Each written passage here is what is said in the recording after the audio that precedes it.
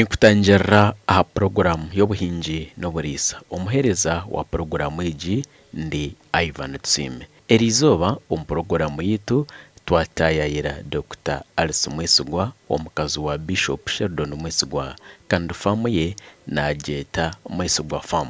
Omukazi ogu okuba omushomesa hamwe n'okuba muka Bishop tikiramuzibiire kutandika kuri sente. Akatandika kuri sente za zero grazing ezarikuriisiza omuraharo omwaka gw'2010. Tubandize kumubuuza aha bwenki omu bintu byona yakunzire kuri sente z'omunju.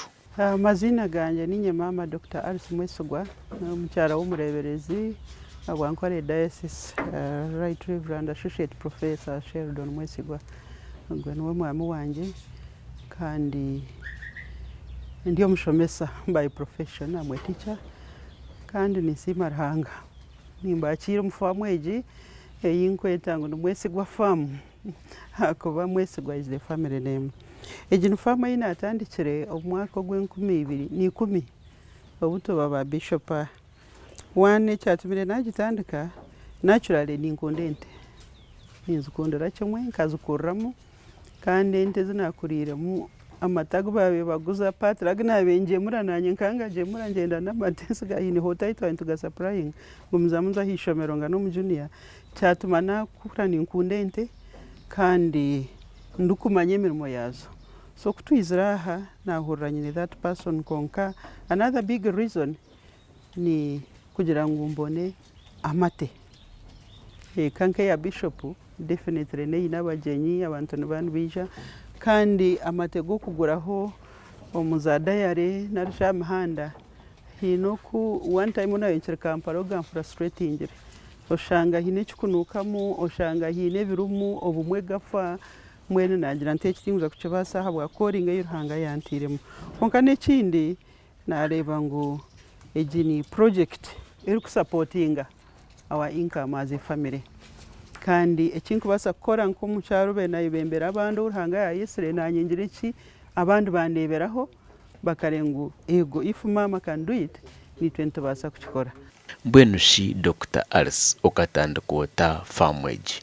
So omwaka gw'2010 nibwe natandika ngatandika n'ente emwe by the end of the year za bibiri. Akuba kuyazire nareba hariho abantu arushoza aha nanye nkankina abana bato by then nkankina omwana w'emyaka 2 kandi nareba na other mothers, young mothers around the here, especially abarushoza hariho many institutions.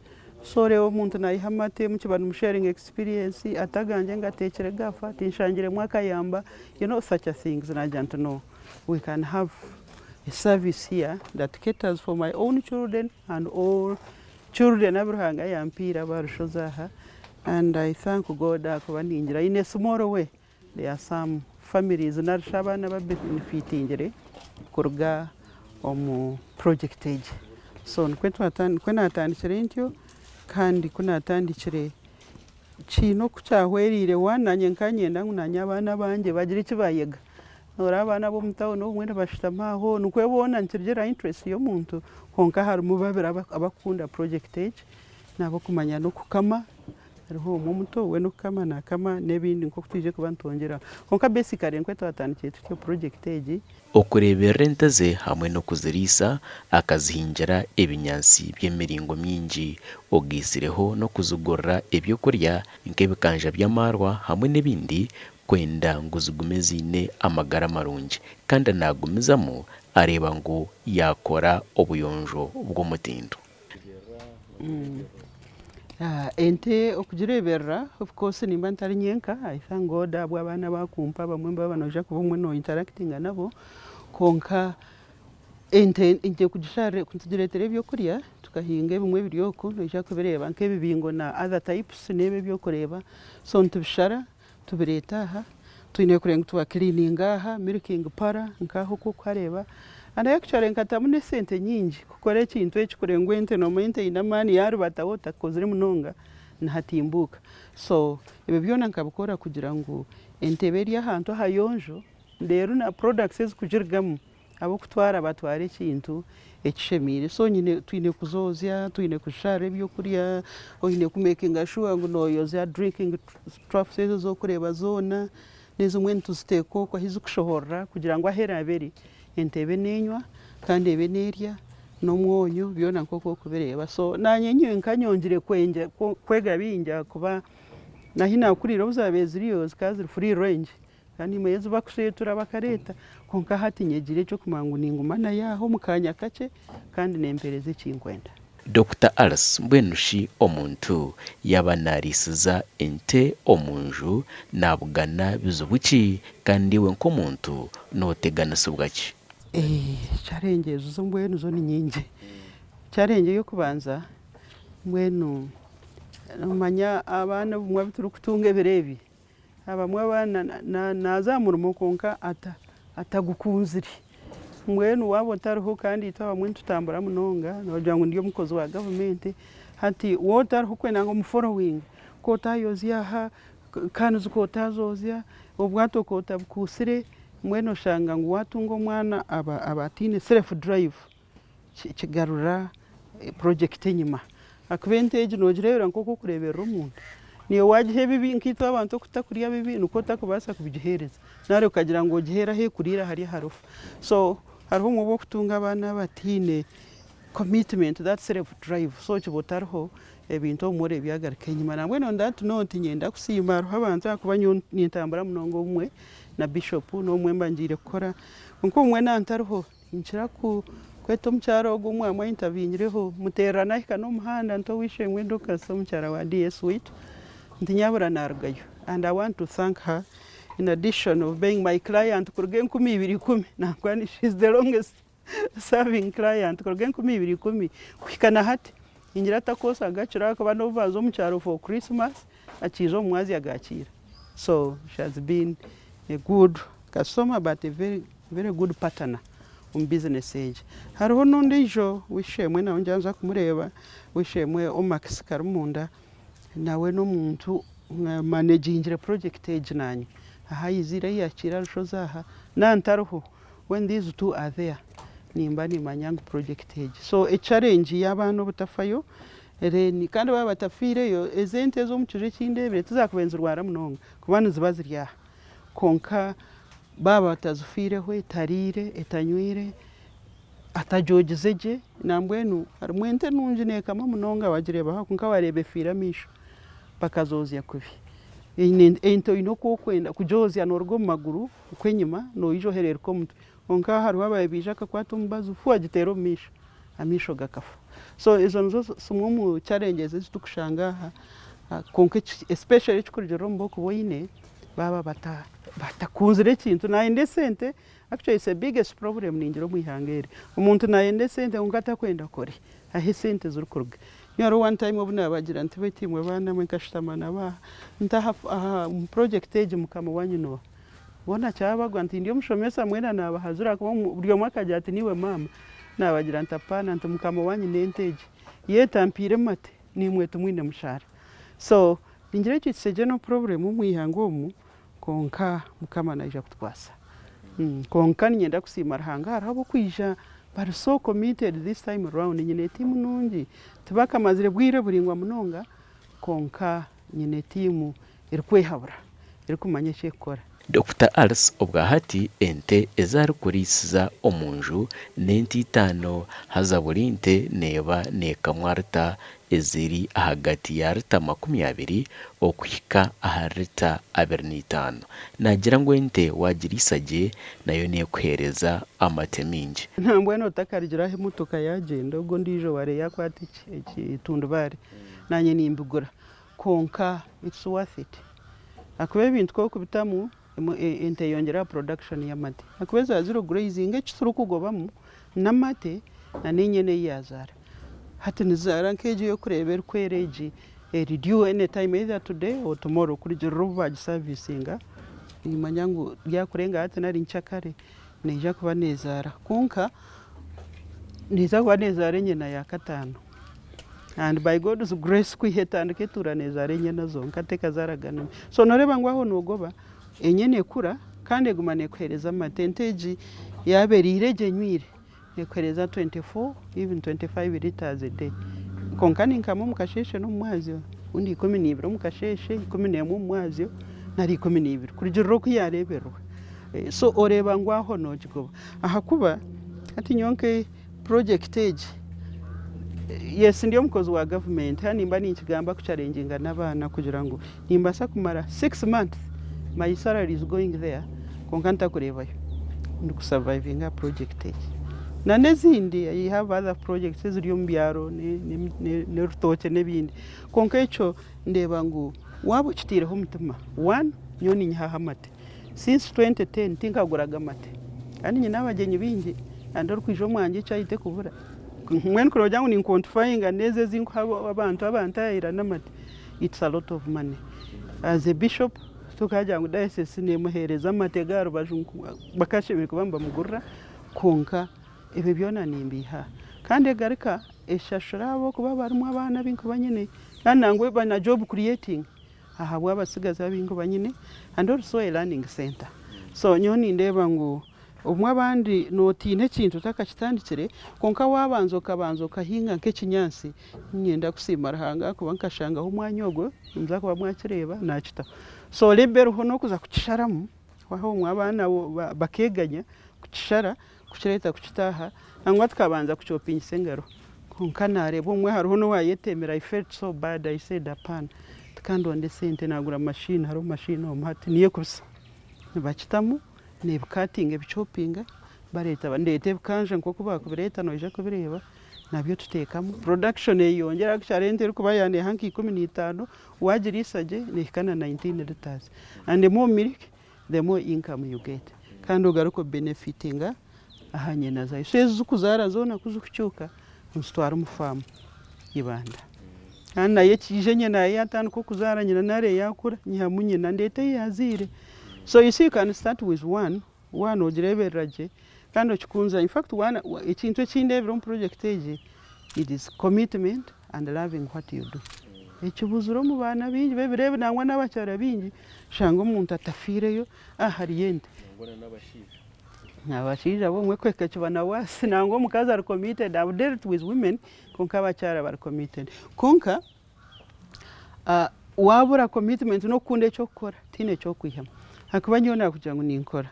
I work with Mbara University of Science and Technology and Yonkshomesa konka parking emotoka umwe nimba ngenze na boots zanjezi nzihayo na laptop nakimbisigo mu motoka njantkandi ebente zanje ndabiraho nko kuwijanye mera abarekana beya mi witness abantu bakimanye nchikaha nashanga kansha bwato kabwa butogize nyine kwinamira hwaho nje ntamurete brush to cleaning so hatu water jireyo because nubagira ngo if you don't supervise don't expect ekintu wabo takitire umutima kukireyo utagira ngo ine kinje kirarugeye abana abantu bakora nimba siva and they have done a lot tine kinka kozere without them konka nabo mwe mbambe ndo yije mote aha haza hakutwagira shi narebo kwe binyansi hati 20 hana food omwarishozi nko kuwabireba kuba kushara compound we rek tuyihamwe birungi tutaburamwe ekibingo nyine kariyandroku nebindi bingi kahinga n'ekibingo kiriyo kwife so food nebero kureko mu dry season ntukira kuteganamu konka ndebire nikiyamba.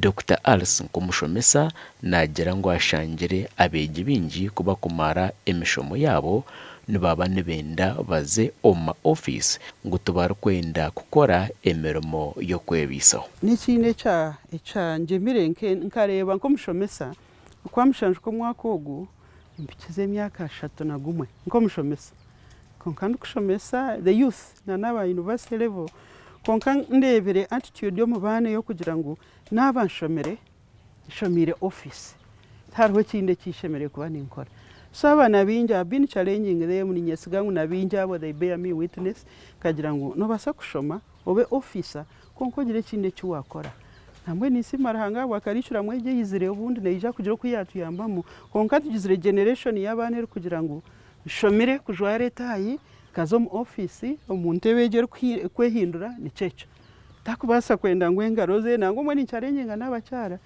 ati nyo nshomire abwemba bazaruhanga degree tuzona nzini konka kabajyanta ati nyo ni kinyaho ndiyo mucyara wa bishop konka on top of that nishaha nakwatekerezo nkeyera ni kinyaho ko mucyara wa bishop ni kinyaho the PhD which I have no nyonkareba ngo I need to be an example. Practice what you preach. Kora agambira abantu ekiba kikurebeho ngo niwe no kikora. Namwe nkashemererwa of recent harabana ya hatu bari umusadiya har mastaho. Nani mbashomesa nyo wayibare no bakimanya. Imajantu washoma agire kinde cyuwayega. Learn a skill in addition to the qualification ezoratunga. Akubaiti wirisa wanonda ku developing a very fast. Utarwira yinga hagwa mushara sharare yonka. Think of something else. So na imbagamira abana bane agent. For example, me I have cows. Ngumama oyinente. But these are easterners from Bali, Bugisu. Those areas are the border Budama. So it's called Muwata and work reading a group. Na bagamira nyoni mbasanente ngona nojikama they were forced a group of 4. Bajangu nobe. Nkare mwije n'abavuga twahikaha. Nkande ninjikama. Yakama jangu tinchikora. They were shocked. But I'm happy. Hata nubangambira uri omwanjeza ati my first salary. No way tagura nteri njagure mbusi. Because I've been challenging them. The young people, especially boys, no heza omushara gugwero mungaro. Jira kuwagutamu. One, it will keep you busy. It will bring in some little money. And it will keep you active. Hati nyuaha hanyamba kunkwiza and stress nija kun. This is an exercise. Since morning I've been monitoring kandi chinyamba planning my time very well hakuba the government worker so nyine kureba ngo no murumo gwanje tugwafa ngo ndi hari yogu ni nkora ni balancing a time. I do what I'm expected over at the university. I oversee this kandi karke nkore ebishemo gukora nko mucyara wa bishop especially ahabacyara bagenzi banje. Entitano ezi Dr. Alice Mwesigwa arukulisa nagira ngo mu kwezi kumwe nashohoza sente ziri ahagati y'emitwaro nkaga ayihamu miliyoni eziri ahagati ya miliyoni 2 hamwe na miliyoni 2 n'icweka. Of course echo nikirigirira one the number of animals ezo kuboyineho atana kugira ngo zibezere 8. The more you have the more production but the more costs. Nazizo kuba no yinkaring akuba nko no mareni ndeta tani I bring a half ton yebkanja ngarika indete ndijo konka ko kuboyine nyinjo shanga ngo in 2 weeks half ton yaho akuba ne supplementing ebe bindi pa. So in short nasa kushanga watamwe mtwaro nkaga otire mwe mbazi I use mino blocks nozereva ngorogwa hansi yashasha umushaho wija kugireba abari bari yo bakoramo konko shanga we have almost 2 million.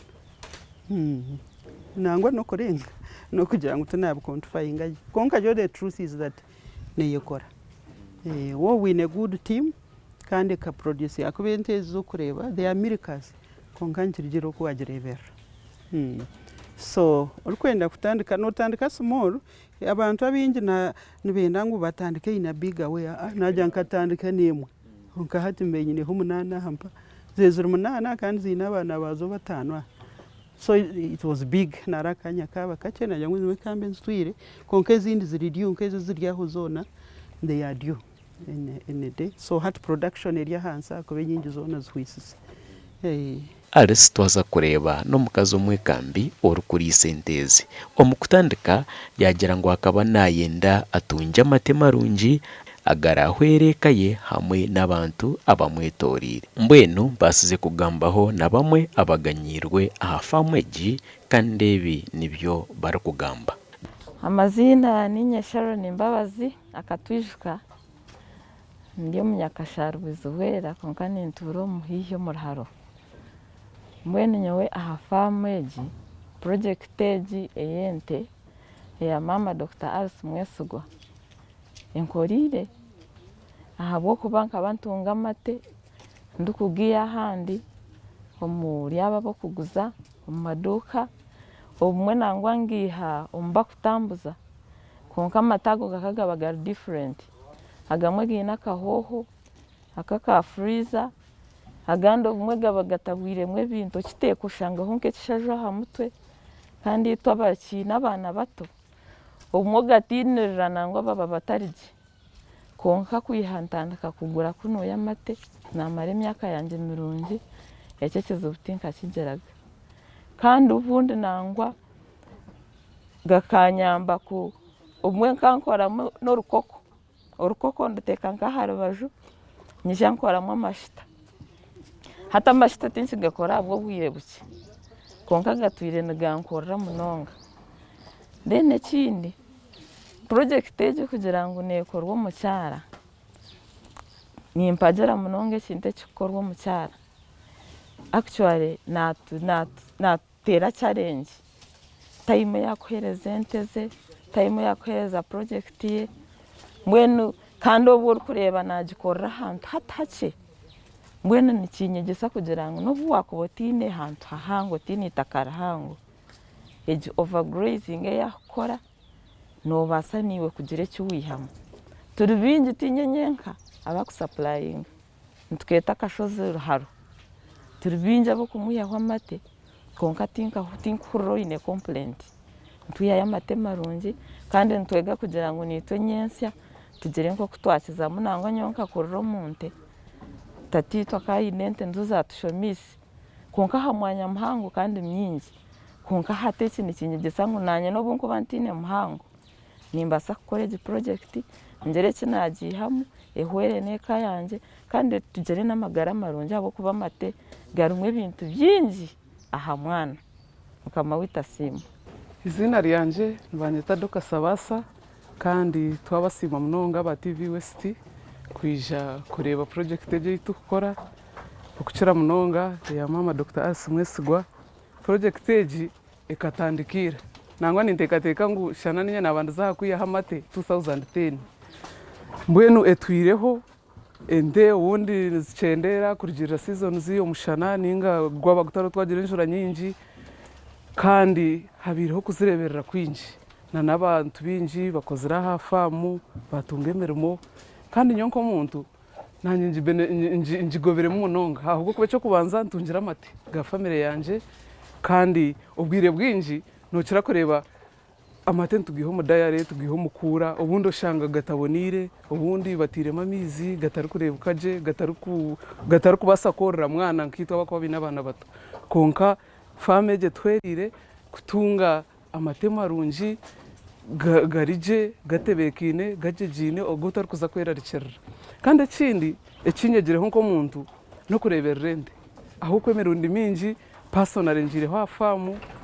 kureeba ebikukorwa kureeba okuzikurya okuzikugaburirwa kureeba obundi ebya cleaning nangwa okukira munonga obundi mama ko arikuba atarimu yangira ati tindiho obundi ningyezaho kureebayo kumonitaringa kureeba okuzarya okuzabaho kandi kimpwerire munonga nambwenu ninteekateeka ngu omu mwaka nka gumwe ninga ebiri nanye nimbaasa kutandika project niyemwe ahabw'okuba nyine ekikumbasa ahabw'okuba ndebire project egi netandika kandi nagireeba nehika so tuganyirwemu munonga twayetegyereza ekyokukora aha faamu obundi ente kweri kuba erwire omanye hati obundi yashasheti omanye ebyekire kurya ebyekire kunywa kandi n'okwekire kuba nenywa n'ekindi okwegamu obundi kureeberera encwamutwe n'enyena kumanya oti eine kunywa amataga eine kunywa ritazi ezi yaba eri nto yaba neekura nk'ebyo so nikitwerire munonga nyowe nkanye ninteekateeka ngu ntandike project niyemwe kandi nangwa natandikireho ahabw'okuba nasetingire faamu ebinyansi n'ebindi ije kutandikiraho so twenda kubasiima munonga atubeerire ekyokureeberaho kirungi munonga ahabw'okuba nk'oku nakugambira ekyokubanza faamu nk'egi n'omuntu arikukora kandi naba aine emirimo emirundi mingi tukira kweganya obundi ogira oti nyine emirimo mingi kandi oshanga omu kasheshe noyimuka nonaaba nogenda nogaruka konka nawe nakora nikyo kimwe kandi agaruka atunga na time y'okuza aha faamu akareeberera ente nk'egi kandi akagiihamu entaasya erikweyongyera aha mirimo eyi arikuba nakora mbwenu ningira ngu n'ekyokureeberaho cyangwa hari itwe nk'abakyara kandi okukira munonga abakyara aha ntaasya yeeka kandi n'ekindi n'obundi okwegyesa abaana omwana kutaturira aho obundi akija aha faamu akareeba hatagira ati amate bagiha omu furiji kunuya nigaruga hano omuntu aha faamu so nateeka kuba namanya naho ahiga kuruga rero ayetegereze obundi nyensya kikagira ekikyamuhweraho. Dr. Ars nahabura abantu na munonga eminyeto hamwe n'abakazi okureba ngu bakunda okuriisa n'okuhinga baba nibenda entunguuka. Ya obutumwa obunkuhereza abariyo nibandeeba wano n'okugira ngu beege okukora. Learn how to work. Oba ori omukyara kora. Akuba emirundi mingi hariho kugira ngu nyonkiija kushwerwa kanshitama omushaija is a bread earner pana n'obwakuba aine omurimo niwe noogira eki wakora kikye to support kandi niwe nooba oine omurimo konka gira eki wayega kwongerera aha income na rentasi y'eka.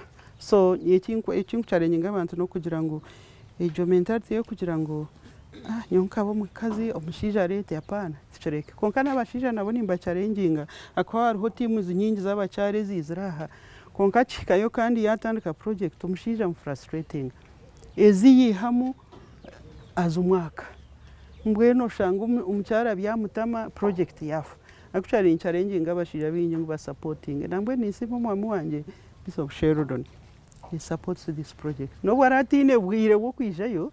Of course, we have different giftings. Gifting yetiyente munonga. Konka he loves the project. He supports me. Kandi buri kintu kyona nagira ati oshemeye kuba nokikora. Saba abashaija kabe nimbashaba ngu omukyara yagira kiyatandika. Encouraging. Kara yarete embuzi. Encouraging kera zare zabibiro jo ntubasa kuguza embuzi 5 noyiha mwente. So ejo message yinkuba kandi ndijo niyo kuhereza abana kugira ngo yesh tushome konka especially the youth otaka kugira ngu orindire office ahora abonera omurimo ncho kurenguza ni employment konka wano reba hukubasa kutandikira nangwa nebasa kubera entamu nyobu natandika kukora chenda nebiro nkwa mshanje. That's when I earned the first salary chenda nebiro nkwa mshanje nkajya ntakashara kanje kache I will buy a goat and give it to my mother kandi nkajuma nagure embuzi yazari 2 zakanya amheru nkiha mwente. By the time I wedded nyonkanye nente. Yebare kunyegitaho aha programu egi nkaburijo buri rwa kabiri shayishatu n'ecweka okusya shahina zekero nituba twine abarisa hamwe n'abahingi batari bamwe ab'omutindo gwahiguru ogume otwegiteho obase kwega byingi ebikwatirine no kuhinga hamwe no kurisa. Omuhereza wawe ndi Ivan Tusime kankwendeze okurara kurungi.